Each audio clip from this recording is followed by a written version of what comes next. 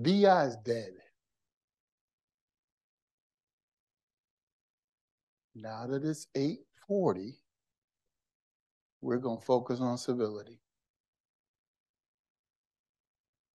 We're not going to bring that cow up anymore. It's dead. It was mandated by the General Assembly, but this governor has a different philosophy of civil discourse, civility, living the golden rule, right? DEI is not dead. DEI will never be dead as long as you are working with, around, and for other humans.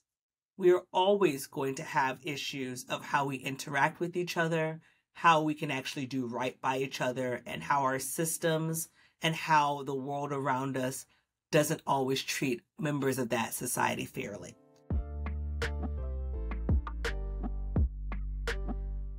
Listen, DEI in 5 is constantly evolving to DEI in 25, 35. Right? It should just be DEI and ... Listen, go ahead and hit that little cog settings button, and you can 1x the speed or 1.5 the speed. Whatever you gotta do. Whatever you gotta do. Because we drop some gems in here, as always. So. Exactly.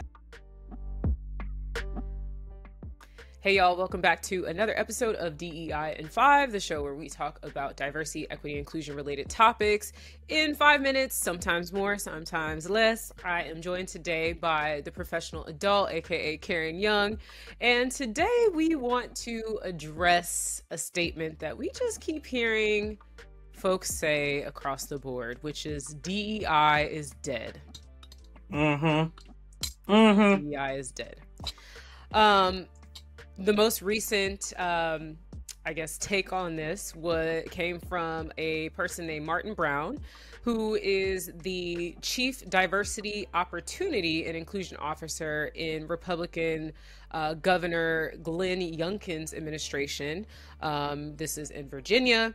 And this person, Martin Brown, during a mandatory DEI training that he was giving at the Virginia Military Institute, he said that DEI is dead, which is so interesting because first and foremost, that statement alone, I'm like, did you just kill your job? Like, did you just fire yourself? Because your title has, it has diversity, opportunity, and inclusion, but same thing.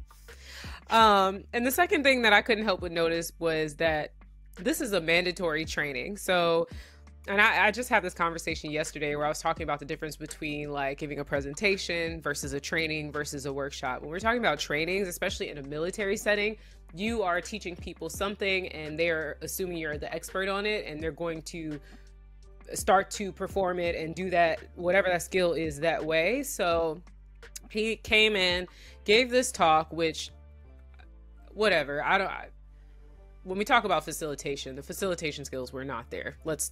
I'm gonna say what it is.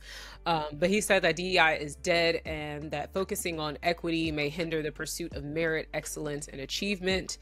And the office at VMI, the DEI office at VMI, was established after there was an investigation, really important, into the school's alleged culture of this ongoing structural racism. VMI hired their first Black superintendent, and that person was like under attack by the conservative white alumni of this school. I'm looking at my notes here. 183-year-old school, and I'm quoting from an article from Washington Post, which I'll link below, but the 183-year-old school whose cadets fought and died for the Confederacy hired its first Black superintendent, which was a retired Army Major General, Cedric T. Wins, and they created this diversity, equity, inclusion office, which was headed by 2 Black women. And they have faced backlash amongst some of the conservative white alumni. VMI recently renamed it the Diversity, Opportunity, Inclusion Office to reflect the name of Brown's office. So it just goes to show how influential our government is on institutions like a school, And we're also, I was reading some other articles and listening to some reports about this. And in Virginia, there have been like private organizations and companies that are now reaching out to this government agency, being like, okay, so do we need to change our name? Should we take equity out? Is DEI dead? So we're seeing this sort of domino effect when people say things like this. This speech or training that Brown was delivering has obviously been met with a lot of criticism. Faculty members considered it to be a politically motivated speech and felt it lacked clarity in terms of how to actually incorporate DEI into their work. So the training portion failed. And people said it was a waste of time. No surprise there. And so this is one of the many reasons where DEI trainings get these like bad reputations, because you have people coming in that aren't even facilitating a training. They're not educating on anything. They're just sharing an opinion, a politicized opinion that is not helping anyone. And so that's where we are now. And it grinds my gears. I mean, people are calling for him to resign or to be fired. Again, to me, he fired himself by saying that DEI is dead when that is literally in the title. But there's a lot to be said as well that this is a Black man. The NAACP has been behind this advocacy for him to resign or to be fired. And yeah, I mean, I've seen other DEI practitioners make this statement on LinkedIn. I think I posted a video about this recently, and it really grinds my gears, because even if you mean something else and you're trying to use different language to deliver what DEI is in a different way, people are going to take these sound bites and they're going to run with them. I think you and I talked about this, like the impact of words and language is real, and DEI people are saying it's becoming politicized. It's been politicized. There's no it's becoming politicized. It's just we had different domains for talking about it, and now we're starting to see more government officials talk about it, politicians talk about it. We're starting to see it in the media a lot more, whereas in contrast before, we pretty much had DEI conversations that were pretty much confined to educational institutions and companies. So that's what we're talking about today. I have a lot of thoughts on top of the ones I've already shared, but what comes to mind, Caren? I just want to ask, what is everybody so freaking afraid of? Like, what are you so afraid of? And I get so tired of hearing, well, when we talk about diversity, equity, and inclusion, we're not being fair to everybody, and we're only, we're lowering the bar and all that other stuff. It's like, well, you're actually not doing any of those things. What you're doing is you're opening the door wider so that you really can find the best candidate. So you're opening the door wider so you could really find the best person or the best role. And I think what's happening is that so many people are afraid of the fact that if you open the door wider, they'll find that they're not as good as they think they are. Oh yeah, for sure. I think I'll try to find the video or post. I think I did a video on this, but I talked about some recent research around the resistance to DEI and how it's connected to psychological threats. Yep. And there was a study done, and I'm going to add that it was conducted by some white men, because apparently people tend to not listen to research and studies that are conducted by non-white individuals. So these are white men that did this study, that are working in psychology, and they identified that there are at least 3 forms of threat. There's status threat, there's merit threat, and then there's moral threat. And so a lot of what we're seeing is people responding, being humans, to this. And so we're getting a lot of quote unquote pushback and resistance to DEI, and people making statements like DEI is dead because there's this fear. Right. And again, to your point, what are you afraid of? Change has been so slow, if not non-existent, when it comes to DEI. There's been progress made, and then we look at the data and the stats and we see that we're backtracking. Like, we just saw that women finally account for 10% of leadership roles at, I think it's Fortune 500 companies for the first time in ages. We were hovering at 8% for a long time. Now, at the same time, we're also getting all these reports, and we're looking at these studies that are saying that women currently in leadership roles are ready to throw the towel in. So we're probably going to see that backtracking. Yep. What are you afraid of? Like, yeah, seriously. I think, I really think that what people are, or what these folks are afraid of truly is the fact that our society has really been based on tilting the scales in a very particular direction. Mm-hmm. And when we really and truly are equal, holy cow, you now have to realize, oh wait, I need to step my game up. And I don't want to do that. So instead of me stepping my game up, I'm just going to be mad about it instead. And I think, like, especially for the VMI issue, I find that, like, almost doubly offensive, because VMI has had a lot of problems in the past when it comes to racism and sexism. Oh, yeah. Like that was one of the first things I knew about VMI, was the fact that they didn't let women in until 1997. Mm-hmm. You know, until my junior year of high school, women weren't allowed to be at VMI. And black folks weren't allowed to be in until, what, the 80s, something like that? Like, what is it? No, it was like 65. It's something like, not that darn long ago. Yeah. And yet now it's such a big issue. And, you know, and now they want to know how much the superintendent is getting paid. And now all of a sudden, what do you do? And all of a sudden, be like, oh my gosh, I have questions and concerns. Mm-hmm. Mm-hmm. And it's like, oh, you didn't have any of these questions and concerns before, when it was, you know, this old white guy. Or you didn't have any questions or concerns when, you know, women and other marginalized groups were having so many problems. But now all of a sudden you got problems. It's so transparent at this point that it's just annoying. Like, it's just annoying at this point. Yeah, and it grinds my gears to no end that this Black DEI professional was the one that got up on this stage and gave this speech, which was supposed to be part of a mandatory training, but he wasn't training anybody. He was just talking at people. Mm-hmm. And had the audacity and gall to say DEI is dead. I don't know if it was his decision to get up there and say that, or if somebody or VMI was like, this is what you're going to say. You're going to get up here and you're going to shuck and jive for the people and do what you're supposed to say, what you're supposed to say. Yep. I don't know. But what I do know is that we look at representation. And when you already have, especially these groups of conservatives that are supporting this whole DEI is dead statement, they're looking for is just someone from a marginalized group like this black man to get up there, who is also a DEI practitioner, professional, quote unquote, to get up there and say something like that to support their cause. And it's just so unfortunate, and there's so much potential for it to do a lot of harm and a lot of damage, and we're already seeing it.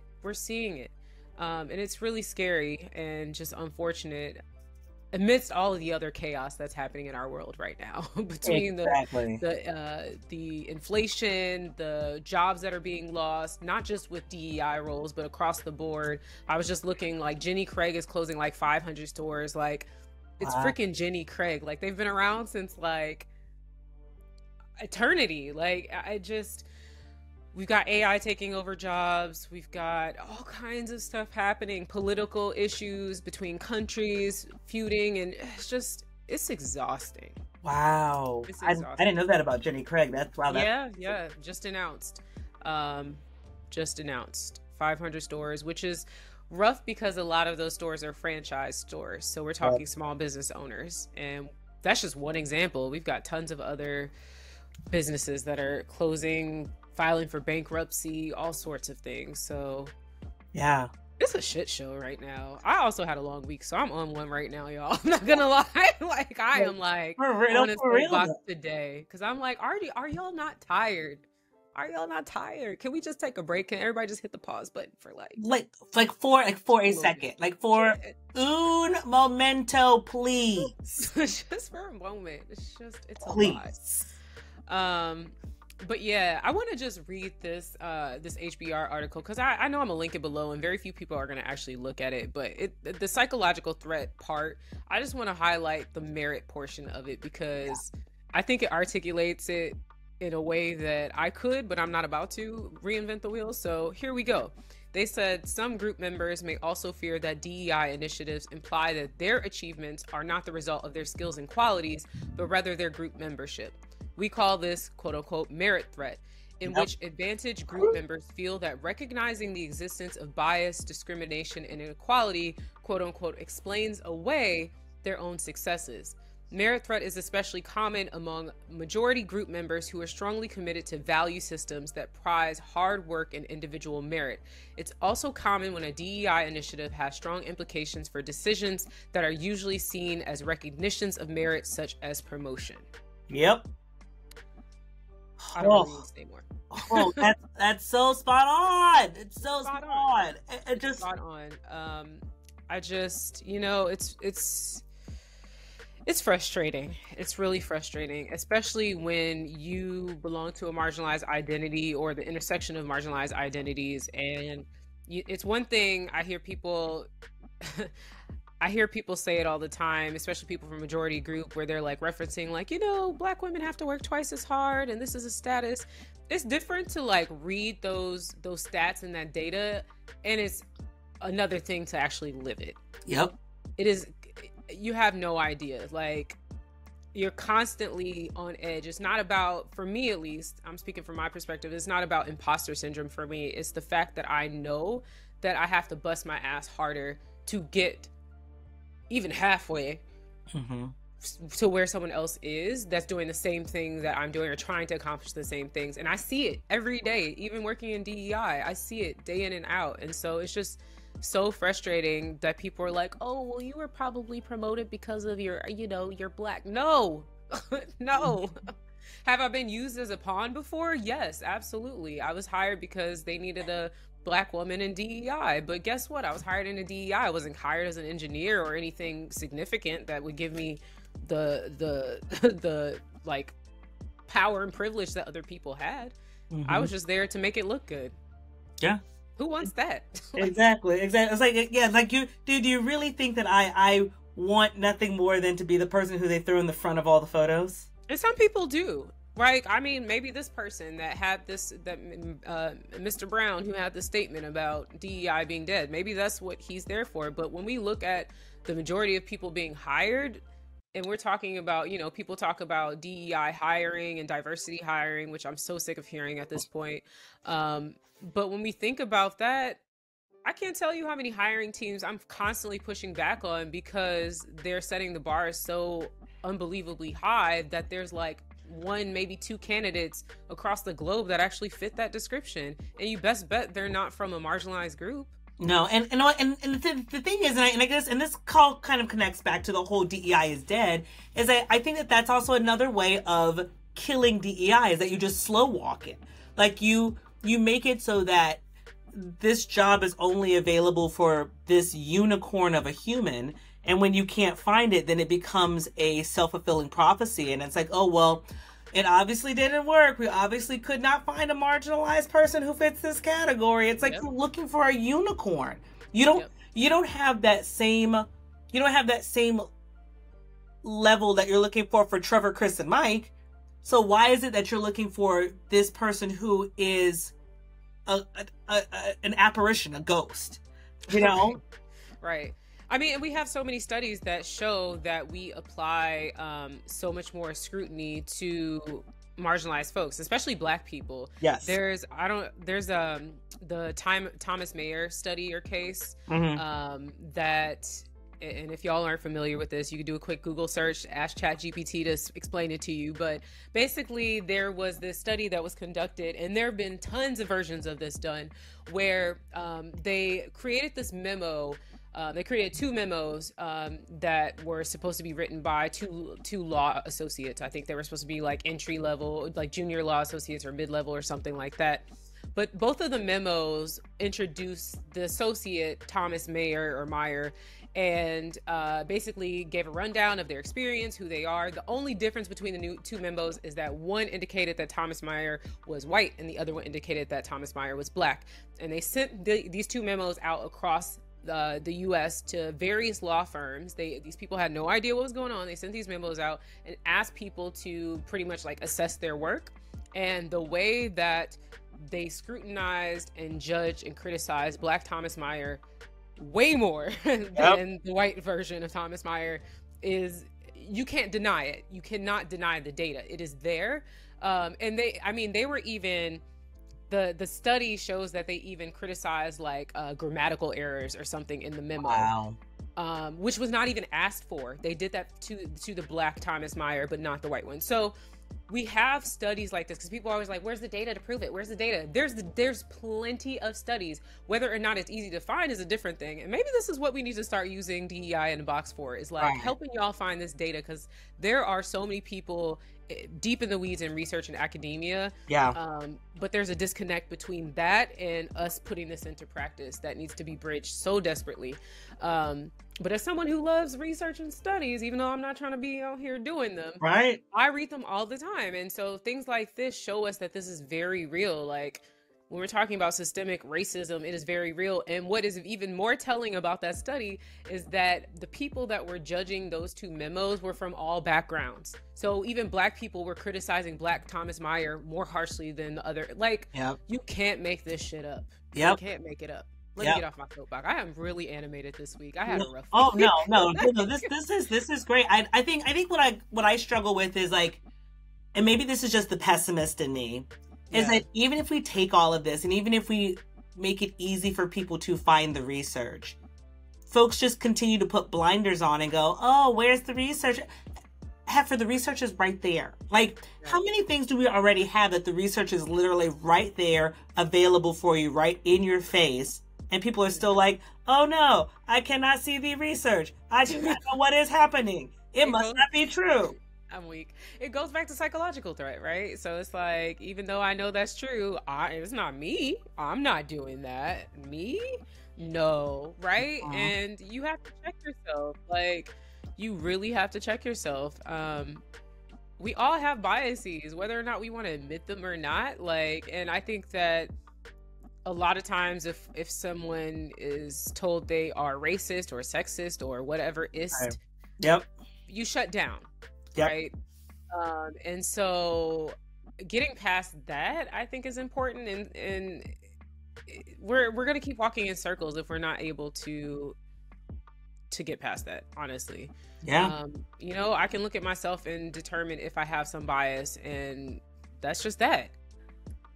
Like, okay, let me do something about it. Clearly someone's pointing it out to me, especially if you're in a role of leadership. I think that's really important, and so many people don't do that. Or if you're involved in hiring, so many people don't do that.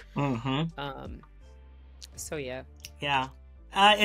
it's just frustrating, and it's really frustrating to see someone who looks like you, who is just openly and willing to do the work of an oppressor.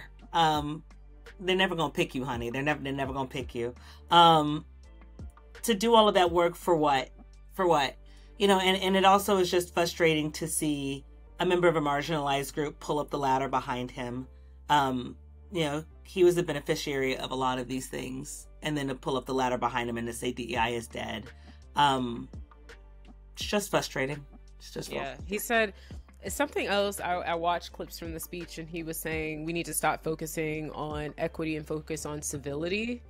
And I'm like, that only works when you have it. Like, people are actually aligned on what civility is, and I have the ability to respect other humans, which the internet tells you every day that's not the case. Real life tells you every day that's not the case, and it's only gotten worse. And then there was something else he said. Oh, he talked about we need to lean into the golden rule. I don't know what 2023 are you living through? The golden rule and if you're not familiar, because it's at this point an antiquated term, the whole concept of the golden rule is like, treat everyone like you want to be treated. Not everybody wants to be treated like I want to be treated. That's the whole freaking point of equity. That is literally the definition, is like, I'm going to recognize that your needs are different from mine. I don't want you to treat me like you treat yourself, because you treat yourself like trash. Like, what? Are you okay? Like, so no golden rule. That is not the solution. Like, oh. And again, you see these people, to your point, that are in these positions. They have this power and privilege, this audience, VMI. Like, that was such an opportunity to, like, go in there and like really educate people on DEI in a way that could change their perception of it. Like, this is when you need to know your audience. Who are you delivering it to? What are your goals and objectives? Like, and honestly, I don't think he gave a shit. Like, I don't think he went in there with that intention. And again, he might have just been in there as the token. Like, we need you to go up in here and say XYZ. Yeah, well, and also for a lot of these Black Republicans, and he is a Black Republican, the way of differentiating themselves is by being as contrarian as possible. And so, so whether or not he even truly believes it, or whether or not whatever, he's just willing to tap dance to be contrarian. And yes, I am saying he is tap dancing, just so that he can be like, I'm not like these other Negroes. And again, my question is, what is that going to buy you? You're doing all of that. Politics. What is it going to buy you? Because once they're done with you, you're going to be thrown away just like everyone else. So was it worth it? Or you don't get thrown away and you get to where you want to be, and then you just say, F them other Black people down there. Cause the weather down there. Clarence Thomas. Big facts. Uh-huh. So yeah, any final thoughts? DEI is not dead. DEI will never be dead as long as you are working with, around, and for other humans. We are always going to have issues of how we interact with each other, how we can actually do right by each other, and how our systems and how the world around us doesn't always treat members of that society fairly. And as long as we have humans, these issues will happen. We will always need DEI. Call it whatever you want. We've been calling it different things since the 20s. We've been calling it different things since. This is the current iteration of what we're calling it, but it'll never go away. So don't listen to people who say that. Drops mic. I don't have anything to add. That summarized it perfectly. Thank y'all for tuning in. Check out the other episodes of DEI in 5, and we'll see you back here very soon. Yes. Bye. DEI life. It's alive. All right, y'all. Bye. Hey.